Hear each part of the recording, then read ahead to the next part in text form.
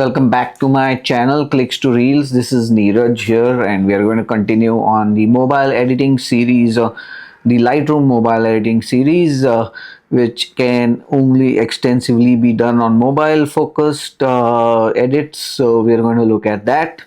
So, today, actually, in the last video, we looked at adding watermarks. So as you know, I talked a little bit about borders in the last video, at the end of the last video. Today we are going to look at dedicatedly on the borders, different ways to edit the borders, etc. So we are going to look at that. So I'm going to start my let's launch the Kingfisher photo, and this is what we did last time. We played around with the uh, we played around with this watermark.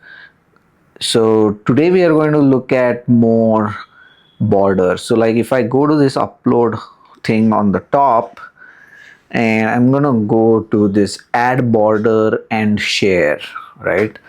So if you see, when you launch this, it has different options. It always remembers the last option. This is what I had used last time, so it's going to use the same one. So now if you see that there is no watermark here, like I said last time, for the biggest drawback with Lightroom and this is you can't have both at the same time. So since I am going to continue without watermark right now, I don't see the watermark here. So here again there are different options. You can play around with the different color you want for the border. Some may want black, some may want slightly pinkish, and there's a lot of different options here depending on your image, but generally people use either white or black, and I've also used gray. Actually looks kind of neat sometimes, especially when you want to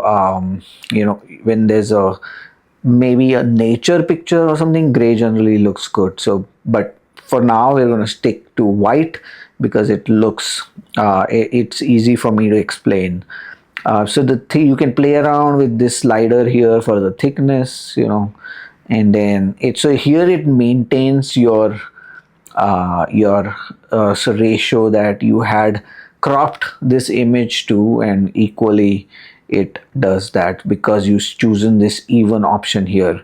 Then if you, let's say, want a Instagram square which is 1:1, it will automatically kind of align itself to make it square. But it has, as you see, because this is a rectangular picture and with a square border, it had to add something on the right of it. So again, there are different options. Again, if you want it 2:3, it will reduce this. 3:2 will be like this. This is a great option when you have images which are non-Instagram standard, but you want to put it on Instagram. So generally when I upload Instagram pictures, I either do like 4:5 or sometimes 1:1. So if I want a 4:5, now definitely this is not 4:5, it's probably 3:4. That is why you see that it's not even from all sides. So because I initially cropped this to 3:4, so let's go there quickly. So like if I go to this option here, it's kind of 3:4. So now let's say I crop this to a 4:5 and I go back to the borders, you will see that it's even from all sides like this. So even if I choose 4:5, it will still stay even.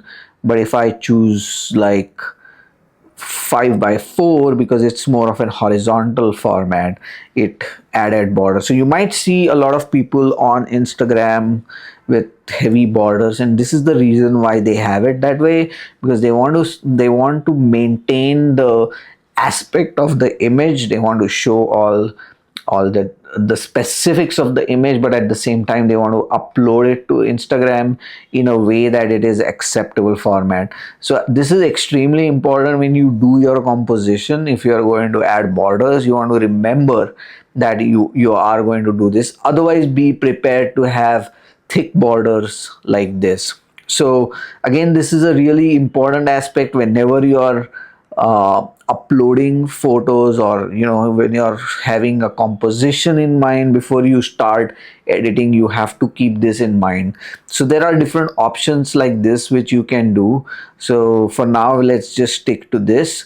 And then obviously thickness here, sometimes some people like really thick thickness, and then they give a gray border. This also looks neat sometimes, but again, it's an individual choice. There's also a color dropper option here which you can choose. For example, let's say I have a blue colored kingfisher and I want the blue color border. That's how I can choose as well. Some people like maybe say I want the color of the beak to be the border, then they can also choose it that way. So there are different options that you can play around with it. And definitely let me know if you think that there are different options that you have tried for image. You can even upload the image and send it to me, or share it with me, or even send it to me on my Instagram, clicks to reels. You can follow me there, or you can even email me, clicks to reels at gmail.com. I can definitely take a look at it. But this is how the kingfisher image looks like, and hopefully let's continue this series. And I'm really excited that we are at the we've learned most of the basics. There's a lot in Lightroom to it. So let's continue this journey, and I have a few more videos, few more exciting things coming your way. Thank you so much for watching Clicks to Reels. Don't forget to like, subscribe, and thanks for watching. Thank you so much.